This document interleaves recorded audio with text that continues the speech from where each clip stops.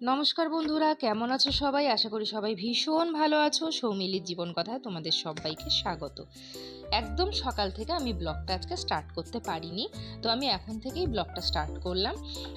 আমি গোটা জিরা বাড়িতে এনে তারপরে ওটাকে মিক্সিতে গুঁড়ো করে রেখে দিই। বাজারের কেনা জিরার গুঁড়ো আমরা খাই না, আমার মাকেও তাই দেখেছি, এখন আমি করি। তো তারপরে আজকে সকালবেলায় খাওয়া ছিল হচ্ছে চিড়া, দই আর ছাতু।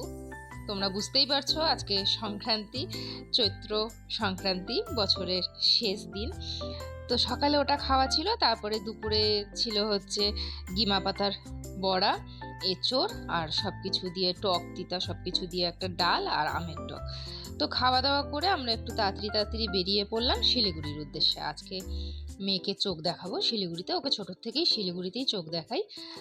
তোমরা জানো, যারা আমাকে কন্টিনিউ প্রথম থেকে দেখে যাচ্ছ তারা সবাই জানো যে আমি দিশা আই হসপিটাল, এর আগে আমি একটা ব্লগ করেছিলাম মেয়েকে নিয়ে। তখন আমি গেছিলাম, মানে লাস্ট বার যখন গেছিলাম আর কি, তখন আমি সেই ভিডিওটি তোমাদের সাথে শেয়ার করছিলাম। তো দিশা আই হসপিটালে আমি ওকে চোখ দেখাই, তো 6 মাস পরই চেক আপ থাকে। তো এবার যাচ্ছি, এবার মেয়ের চোখটাও একটু প্রবলেম দিচ্ছে, মনে হচ্ছে পাওয়ার বাড়ছে। যাই হোক, দেখি গিয়ে কি বলে ডাক্তার।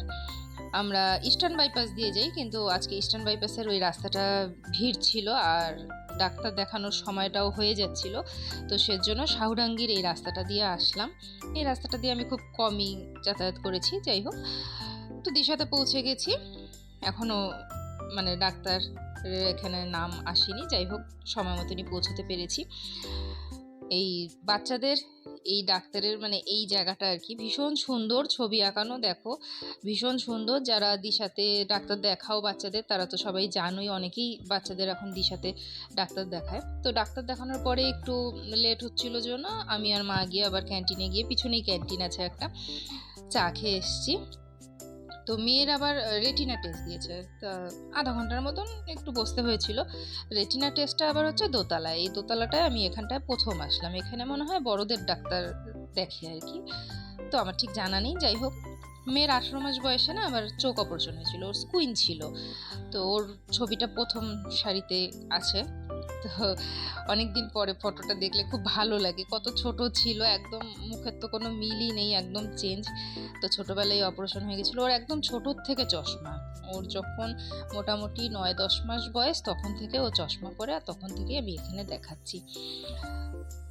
তারপরে গেলাম হচ্ছে শ্রী লেদার্সে, ওখান থেকে মেয়ের আর আমার জুতো কিনলাম। তারপরে গেছিলাম হচ্ছে হিমালয় অপটিক্যালে, ওখানেই মেয়ের চশমা বানাতে দিই, সেটাটার আমি ভিডিও করতে পারিনি। তো এখানে দেখো গুরুদুয়ারাতে মনে হয় কোনো একটা প্রোগ্রাম হচ্ছিল, সুন্দর সাজানো ছিল। তো নেমে আর দেখা হয়নি, কারণ হাতে খুব কম সময় ছিল। আমরা আবার জলপাইগুড়িতে ঢুকবো, জলপাইগুড়িতে একটু কাজ আছে, তারপরে জলপাইগুড়ি হয়ে তারপরে বাড়ি যাব। তো জলপাইগুড়িতে আমরা ঢুকছি। জলপাইগুড়ি এটা হচ্ছে গৌরীয় মঠ, এখানেও কোনো একটা অনুষ্ঠান হচ্ছে, এটাও সুন্দর করে সাজানো। আবার বাসন্তী ঠাকুর নিয়ে যাচ্ছে কোনো একটা ক্লাবের থেকে, এটা ঠিক আমি বুঝতে পারছি না, মানে লেখাটা ঠিক পড়তে পারলাম না। এই বাসন্তী ঠাকুর যাচ্ছে, কালকের থেকেই বাসন্তী পুজো। বাসন্তী পুজো তো আমরা জানি চৈত্র মাসে হয়, কিন্তু এবার বৈশাখ মাসে হচ্ছে, মলমাস ছিল বলে এর আগের বছরটা আর কি, মানে এই বছরটা মলমাস ছিল, তো সেজন্য বৈশাখ মাসে বাসন্তী পুজোটা পড়েছে, পিছিয়ে গেছে। এবার আর কি, মানে প্রত্যেকটা পুজো, প্রত্যেকটা মানে অনুষ্ঠানই আর কি তিথি অনুযায়ী যেগুলো হয় সেগুলো সবগুলোই বলে পিছাচ্ছে। তো জলপাইগুড়িতে এত ভিড় ছিল, আমি আর কোনো ভিডিও করতে পারিনি। তো বাড়ি চলে এসেছি, বাড়ি এসে আমরা চা খেলাম, মেয়েকে দুধ দিলাম, আর ওর পাপাজি হচ্ছে ওই গাড়ি যেখানে পার্কিং করেছিল সেখানে একটা বইয়ের দোকান ছিল, সেখান থেকে এটা নিয়ে এসেছে। তো মেয়ে কতক্ষণ খেলবে এটা দিয়ে আমি জানি না, মানে ওর কোনো জিনিসই বেশিক্ষণ ভালো লাগে না।